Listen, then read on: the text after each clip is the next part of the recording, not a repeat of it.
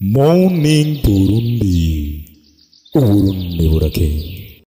Turabaye ikaze muri burakeye kuri wa gatatu aho tugiye kugaruka ku makuru yazindutse aravugwa hirya no hino mu ntara zitandukanye mu gihugu ndetse no hanze y'igihugu. Amakuru tukaba tugiye kuyatangurira hariya mu ntara ya Kirundo, aho mu ntara ya Kirundo havugwa ingingo ya buramatari Colonel de Police Victor Segasago rero akaba yafashe ingingo yo kubuza urudandaza rw'ibigori vyokeje mu bibanza bihuriramwo abantu benshi mu bibanza rusange, aho amenyesha yuko iyo ngingo yafashwe mu ntumbero yo gukinga ubusuma bwo mu mirima bwabaye ndanse muri iyo ntara, ndetse no kubungabunga isuku mu bibanza rusange mu masoko ndetse n'ahandi hahurira abantu benshi. Rero akaba yafashe ingingo yo guhagarika kudandaza ibigori vyokeje ahantu hatandukanye hakoranira abantu, aho wasanga ku mabarabara atandukanye ndetse no mu masoko. Ku mugoroba hariho abotsa ibigori kugira ngo abahita bahite baragura ibigori bagenda barajya. Urwo rudandaza rusanzwe rukogwa mu ntara zitandukanye. Rero buramatari akaba yafashe ingingo yo guhagarika urwo rudandaza. Ni ingingo rero yafashe kuri uwa 2025 Munyonyo 2024, aho iyo ngingo rero buramatari w'intara ya Kirundo yayifashe, atari we wenyene yayifashe, kuko iyi ngingo hariho izindi ntara zimwe zari zimaze gufata iyi ngingo, ndetse kuva mu myaka yiheze hari intara zitandukanye zagiye zirafata iyi ngingo. Aha twavuga nko mu ntara ya Kayanza, aho iyi ngingo yari isanzwe yarafashwe na buramatari haciye imyaka 3 iyi ngingo yayifashe yuko atabigori bishobora kudandazwa ku mabarabara, ndetse no mu ntara nka Bubanza naho nyene iyi ngingo yarafashwe mu mwaka wa 2022, no mu ntara ya Makamba nyene mu mwaka uheze musitanteri wa Makamba muri komine Makamba akaba ariwe yafashe iyi ngingo, aho yahagaritse ivyo kudandaza ibigori ku mabarabara ndetse no mu bibanza rusange. Naho biruko rero nubwo biruko bakaba barafashe izo ngingo zo guhagarika ivyo bigori, zo guhagarika kudandaza ibigori ku mabarabara no mu bibanza rusange nko mu isoko. Ingingo rero zifatwa n'abajeje intwaro mu gukingira umwimbu canke mu kugwanya ubusuma ndetse no mu gukingira isuku. Izo ngingo rero benshi bakaba babona yuko zibangamira bamwe n'abandi, na cyane yuko hariho ku mabarabara baba bariko barahita baba bakeneye guhitana akagori bisumira, abo bakaba bihomberamwo, ndetse n'abasanzwe badandaza ivyo bigori baba basanzwe babiranguye canke akaba ari wo mwuga basanzwe bakora wo kuyungunganya, akaba ari wo mwuga wabeshejeho mu gihe ibigori vyeze. Abo rero bakabihomberamo, bakabona yuko bigiye kubahombya, na cyane yuko urwo rudandazo hari aho bamwe rwari rutunze. Ariko rero buramatari bakavuga yuko ari kugira ngo babungabunge isuku mu bibanza rusange, ndetse bongere bagwanye ubusuma bwo mu mirima bwabaye ndanse, aho hari abaca bishora mu mirima bakiba ibigori ndetse bagaca bizana bakaca baja kubishora, kubaca bavyotsa kugira ngo ingenzi canke ababikeneye babigure, bagaca babitanga kuri makenya. Buramatari rero akaba yafashe iyo ngingo kugira ngo akinge ingene bogwanya ubwo busuma, akinge n'ingene bobungabunga isuku mu gisagara no mu bibanza rusange vyo mu ntara nziza ya Kirundo. Amakuru tuyabandanirize muri sport, aho muri sport umugwi waserukiye Uburundi mu nkino zo kurondera itike yo kugira ngo zije Uburundi buzoserukirwe mu nkino za Afrika z'umupira w'amaboko basketball arizo bita BAL. Umugwi urunani rero waserukiye Uburundi mu guhiganwa mu kurondera iyo tike. Musanzwe muzi yuko urunani ari uwo mugwi usanzwe waratwaye igikombe cyo mu Burundi, usanzwe ari uwo mugwi rero uzohiganwa uri kurondera iyi tike. Urunani rero bakaba basigaje umunsi umwe, aho bukera rero itariki 28 Munyonyo bakaba bazoba bariko barakina urukino rwabo rwa mbere, aho bagiye guserukira Uburundi, bagiye kurondera itike muri izo nkino zo kurondera uburenganzira bwo kwitabira inkino za BAL.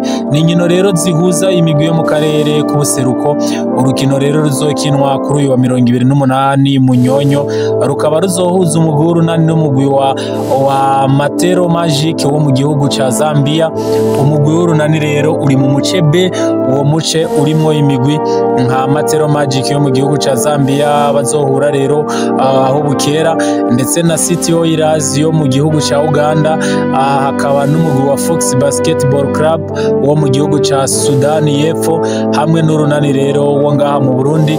Iyo ikaba ariyo migwi rero izogenda ihura n'urunani muri izo nkino zo kurondera itike yo kugira ngo bazokine inkino za bare.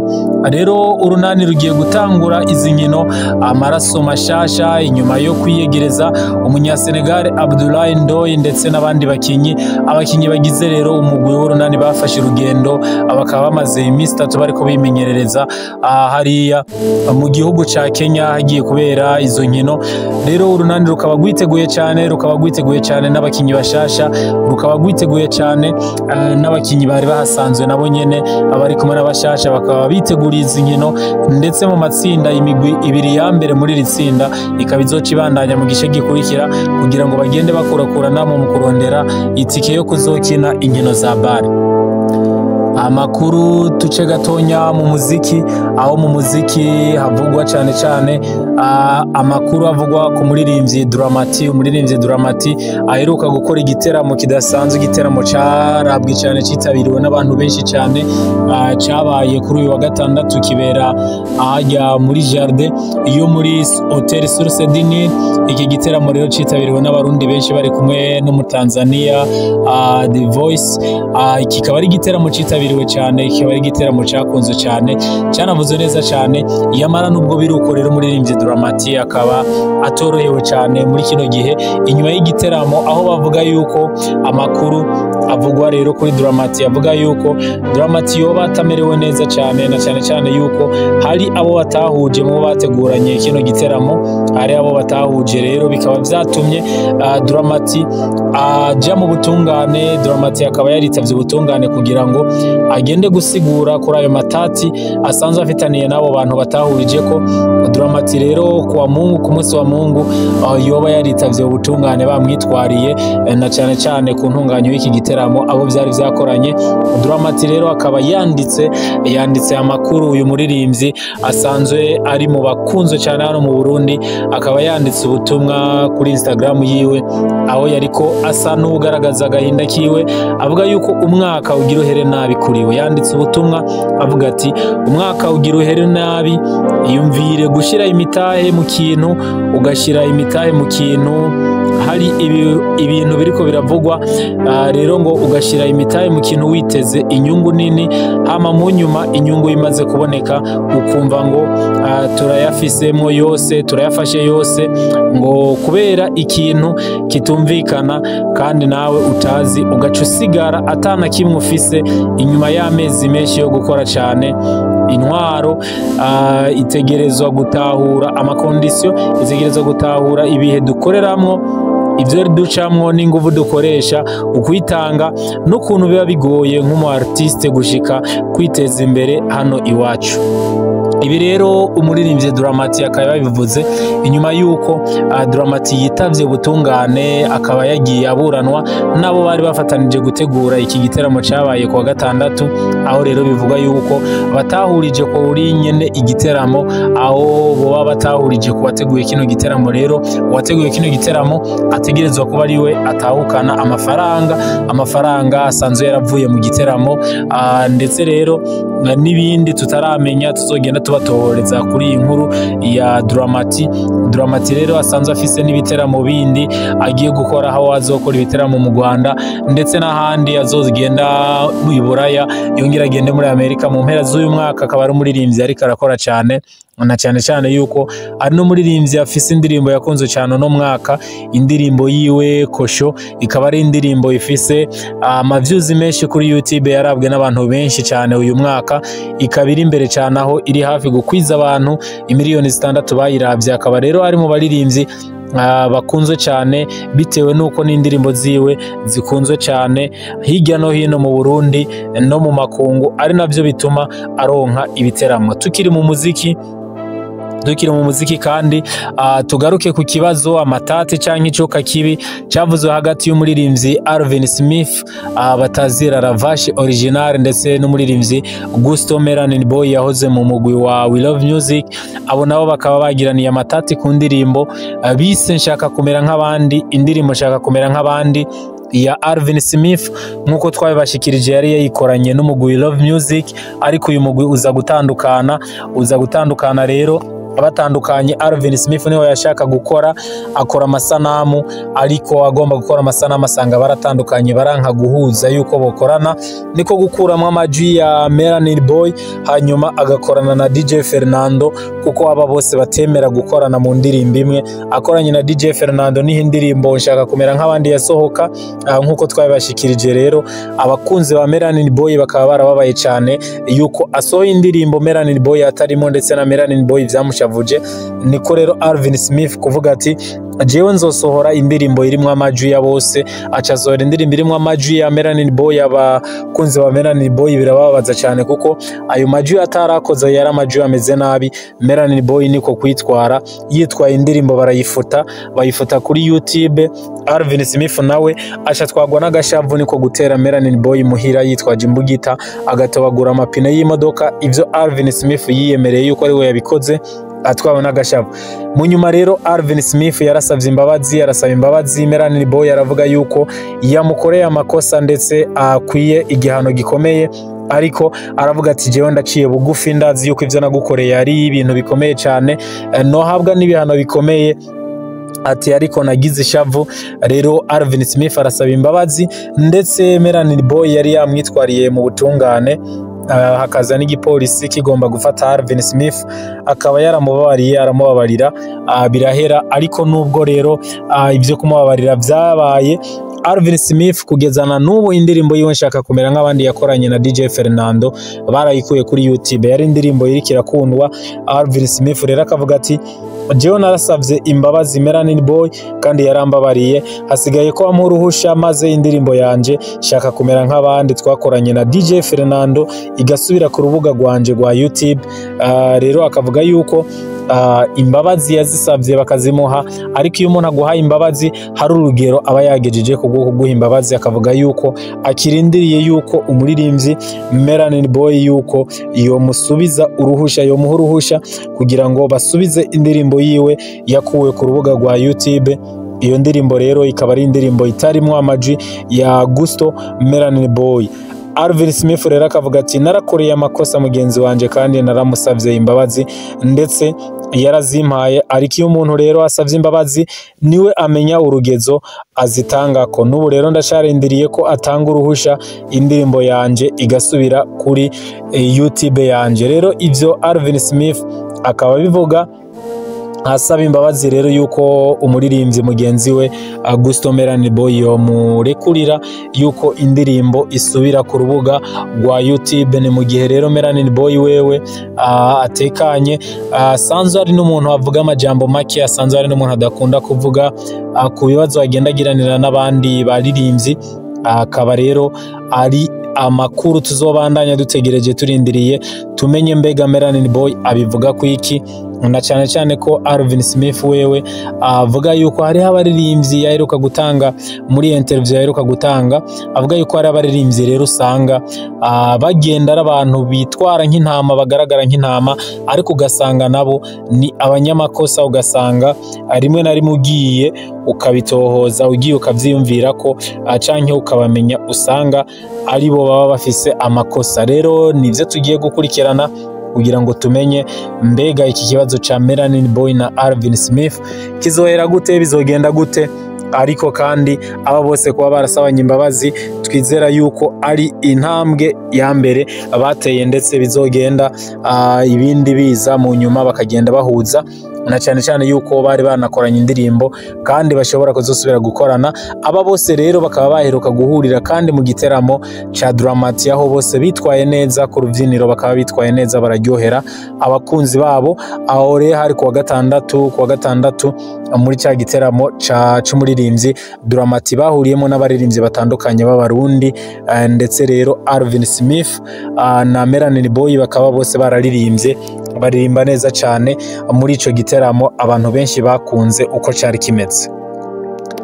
Amakuru tuyabandanirize mu makungu, aho mu makungu rero havugwa amakuru hariya mu gihugu ca Israel, mu ntambara Israel iriko iragwana n'imitwe itandukanye harimo umutwe wa Hezbollah, aho Israel yemeye gutanga agahengwe akaruhuko k'iminsi 60 amezi abiri.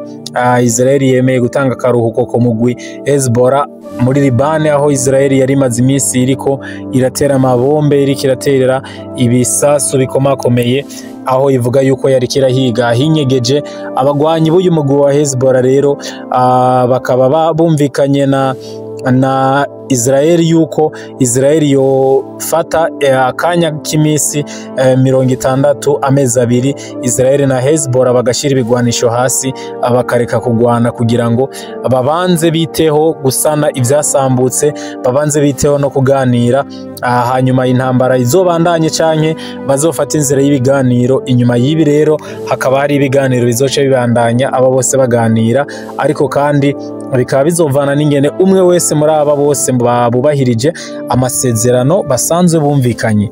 Rero umushikiranganje wa mbere w'igihugu ca Israel Benjamin Netanyahu akaba wewe yatangaje yuko kuba bahagaritse intambara muri Liban bivuze yuko bagiye gufata umwanya mwiza wo kugira ngo bashire inguvu nyinshi cyane kuri Iran.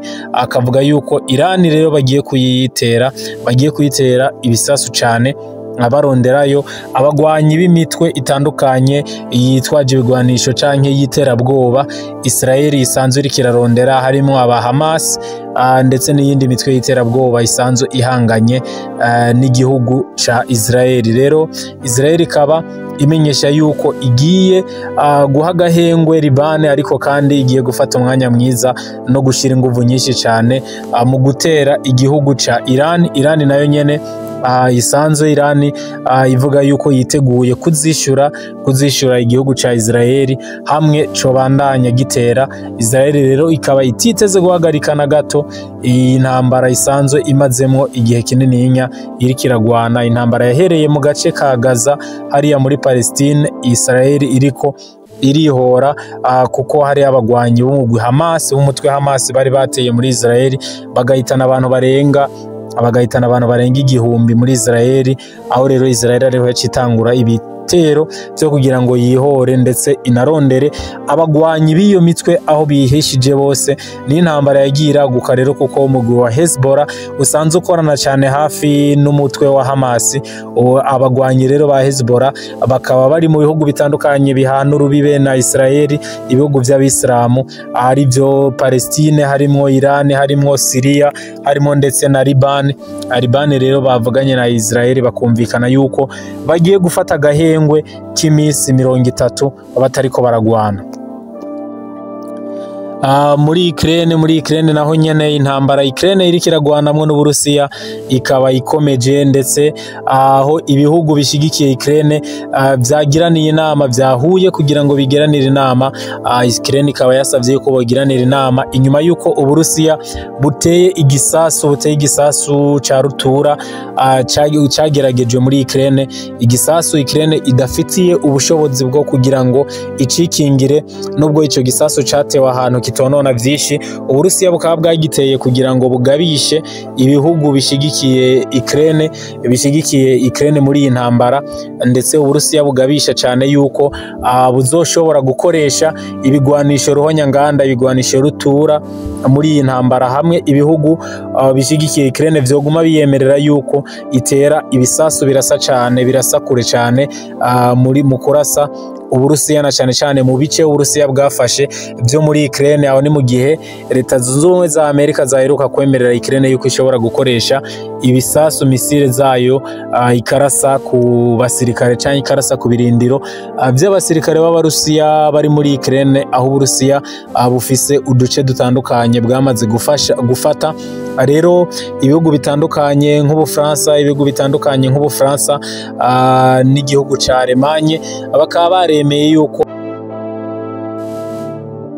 Ukraine ishobora gukoresha ibigwanisho bayihaye, ibisasu misile bayihaye, ikarasa nayo ikarasa nkuko ikoresha ivyo bigwanisho vyo muri Amerika. Rero Uburusiya nabwo bukaba buca buvuga yuko buzihora canke buzotera ibihugu vyose biriko bihaye ibigwanisho Ukraine izokoresha mu kurasa mu Burusiya, mu kurasa ku basirikare b'Abarusiya.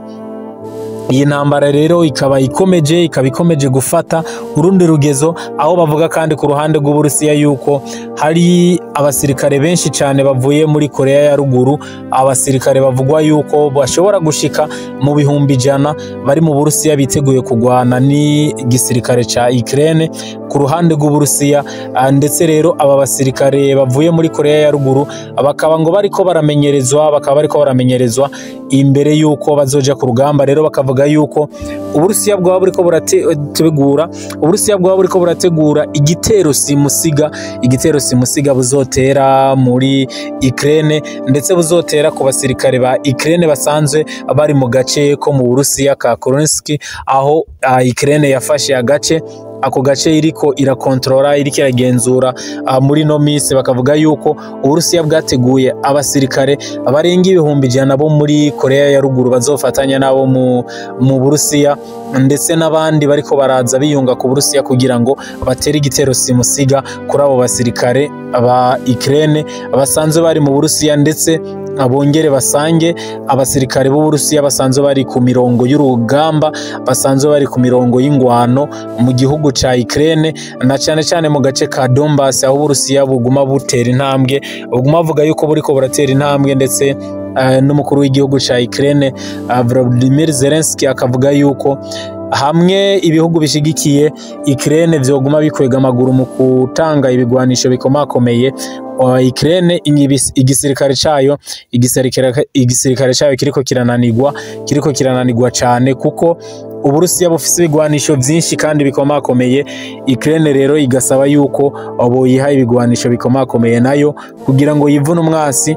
Ivyo rero bikaba bitera ubwoba amakungu amwe ibihugu bimwe bidafise aho bihagaze canke bifise aho bihagaze ariko bitamenyekanisha, ndetse bikavuga yuko iyi ntambara iriko irafata urundi rugero, iriko irafata iyindi sura, ishobora kuba intambara y'isi mu buryo bwuguruye, kuko ibihugu bimwe bitanguye kwigabura, bimwe bishigikira Uburusiya, ibindi mu gihe biriko bishigikira igihugu ca Ukraine. Ni mu gihe kandi umukuru w'igihugu mushasha, umukuru w'igihugu wa Leta Zunze Ubumwe za Amerika Donald Trump, aho buca aja ku butegetsi, aho mu minsi mikeya azoba yashitse ku butegetsi. Uyu rero bakaba batizeye amakungu canke abashigikira Ukraine, bakaba batizeye yuko azobandanya ashigikira atanga imfashanyo kuri Ukraine, ndetse bakaba bariko baraba abo bashigikira Ukraine, bakaba bakoranye kugira ngo barabe nimba bazoshobora gukomeza bashigikira Ukraine, ndetse banaremeshe umukuru w'igihugu ca Ukraine yuko bazokomeza batanga imfashanyo, ndetse banamenyeshe bigire hamwe ingene y'intambara yo bigiye kugenda, na cyane yuko bafatanije hamwe kuva mu ntango bashigikira Ukraine kugeza no munsi muri iyi ntambara iriko iragwana n'igihugu c'Uburusiya. Ni rero amakuru tukomeza kuguma dukurikirana, kuko murabizi yuko iyi ntambara buri munsi ifata iyindi sura, buri munsi hari bishasha, buri munsi hari vyabaye, buri munsi hari gishasha uguma wumva kuri iyi ntambara. Abantu benshi baguma bavuga kuri iyi ntambara mu bihugu bitandukanye, abategetsi batandukanye baguma babazwa kuri iyi ntambara ihangayikishije, iyi ntambara iteye ubwoba isi, kuko iyi ntambara imaze imyaka myinshi iriko iraba, ndetse buri munsi iyi ntambara ukabona kwitera yaguka, itera iba intambara idasanzwe, itera iba intambara ishobora kuba intambara y'isi, ishobora guhuza amakungu atandukanye. Turabashimiye rero kuri aya makuru mwakurikiranye, tubasaba gushishikara mudukurikirana no kuyasangiza abandi. Naho utaha murakoze cyane. Morning Burundi, Uburundi burakeye.